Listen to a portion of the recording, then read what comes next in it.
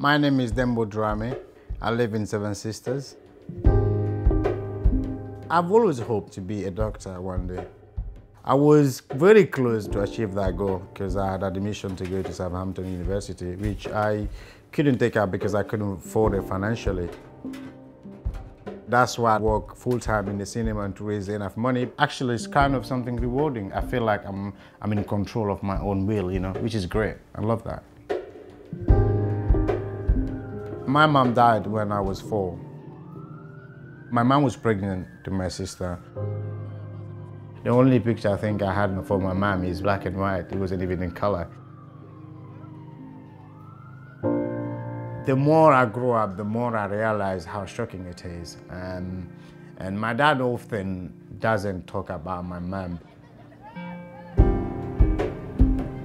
I'm from Guinea. It's a very rich country in terms of resources, but the government is corrupted. So my dad, he said, well, somebody has to make these people stop this, It has to stop.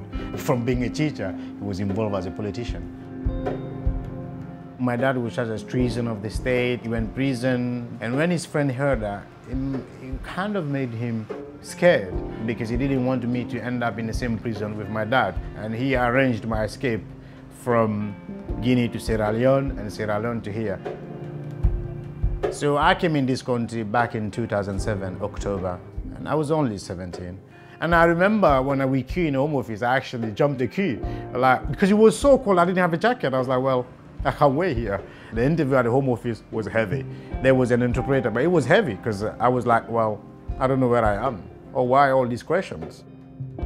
When you are in social care service, I think from 16 to 18, they can give you a semi-independent accommodation. You share the house with other young people, but it's not like you're not living with a foster carer. Unfortunately, the other young people living in my flat were consuming drugs, friends coming in late in the night. They have some fight, I think it was about 3 o'clock when the police surrounded the whole building and then forced the door open. I was actually fast asleep. It's like, hand up in the air, and the gun was in my chest. I was like, what's happening in here in my head? It's like, I was traumatized. The alternative for me is probably to go and sleep on the road because I didn't know anyone. I didn't have a family here. And then the second time when I was robbed, that's when I actually decided I'm not going back to the house. And that's when they decided to move me out. Obviously, I came into this house. It was very empty, so I had to paint all this painting. It's my own, and the floor was not there. But it was good because, it feels safe. I first heard of the Who Care Trust, I think 2 years ago now. They empower young people to have the courage to stand for themselves and express their views. I think that's great. It's not easy, but in the Who Care Trust, I see people opening up their own story to other young people.